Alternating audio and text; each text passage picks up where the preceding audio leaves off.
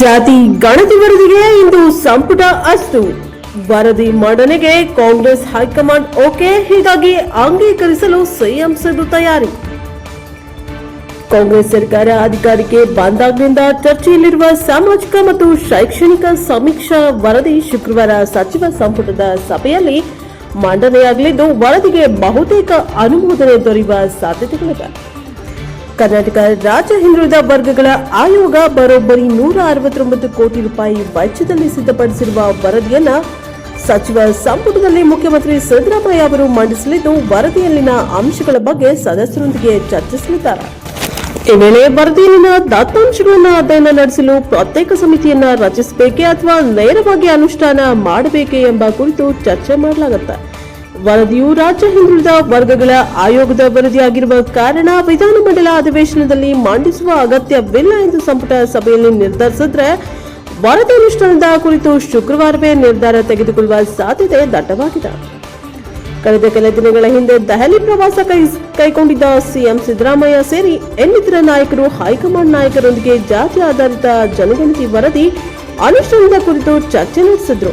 ಅಲ್ಲದೆ ವರದಿ ಅನುಷ್ಠಾನದಿಂದ ಪಕ್ಷಕ್ಕಾಗುವ ಲಾಭ ಮತ್ತು ರಾಜ್ಯದಲ್ಲಾಗುವ ಬೆಳವಣಿಗೆಗಳ ಕುರಿತು ಕೂಲಂಕುಷವಾಗಿ ವಿವರಣೆ ನೀಡಿದ್ದಾರೆ.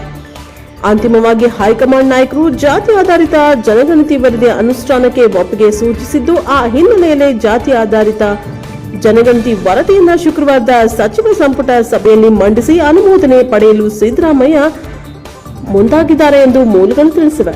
ಜಾತಿ ಆಧಾರಿತ ಜನಗಣತಿ ನಡೆಸುವ ಸಲುವಾಗಿ ಸಿಎಂ ಸಿದ್ದರಾಮಯ್ಯ ಅವರು ಹಿಂದಿನ ಅವಧಿಯಲ್ಲಿ ಶಾಶ್ವತ ಹಿಂದುಳಿದ ವರ್ಗಗಳ ಆಯೋಗಕ್ಕೆ ಎಚ್ ಕಾಂತರಾಜು ಅವರನ್ನ ನೇಮಿಸಿದ್ರು. ಆಯೋಗವು ಸತತ ಗಣತಿ ಕಾರ್ಯ ನಡೆಸಿ ವರದಿಯನ್ನ ಸಿದ್ಧಪಡಿಸಿತು, ಆದರೆ ಅದನ್ನ ಸರ್ಕಾರಕ್ಕೆ ಸಲ್ಲಿಕೆ ಮಾಡಿರಲಿಲ್ಲ.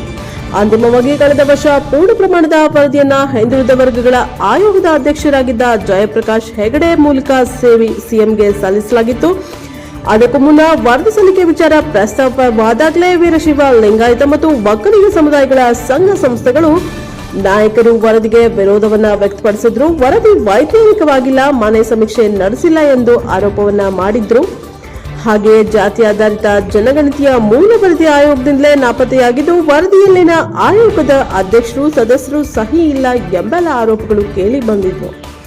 ಅದರಲ್ಲೂ ಕಾಂಗ್ರೆಸ್ನ ಕೆಲ ಸಚಿವರು, ಶಾಸಕರೇ ವರದಿ ಅನುಷ್ಠಾನಕ್ಕೆ ಬಹಿರಂಗವಾಗಿ ಆಕ್ಷೇಪವನ್ನ ವ್ಯಕ್ತಪಡಿಸಿದ್ರು.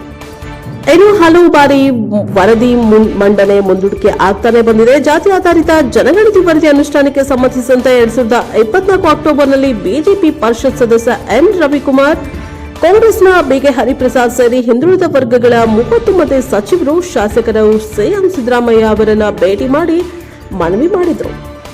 ಆಗ ಸಿದ್ದರಾಮಯ್ಯ ಅವರು 2024 ಆಗಸ್ಟ್ 18ರ ಸಚಿವ ಸಂಪುಟ ಸಭೆಯಲ್ಲಿ ವರದಿ ಮಂಡಿಸುವುದಾಗಿ ಭರವಸೆಯನ್ನು ನೀಡಿದ್ರು. ಆದರೆ ವರದಿ ಮಂಡನೆಗೆ ಮುಂದಾಗಿರಲಿಲ್ಲ. ಅಲ್ಲದೆ 2025ರ ಜನವರಿಯಲ್ಲೂ ಸಂಪುಟ ಸಭೆಯಲ್ಲಿ ವರದಿ ಮಂಡಿಸುವುದಾಗಿ ಮತ್ತೊಮ್ಮೆ ತಿಳಿಸಲಾಗಿತ್ತು. ಇದೀಗ ಇವತ್ತು ಶುಕ್ರವಾರ ಸಂಪುಟ ಸಭೆಯಲ್ಲಿ ವರದಿ ಮಂಡನೆಗೆ ನಿರ್ಧಾರ ಮಾಡಲಾಗಿದೆ.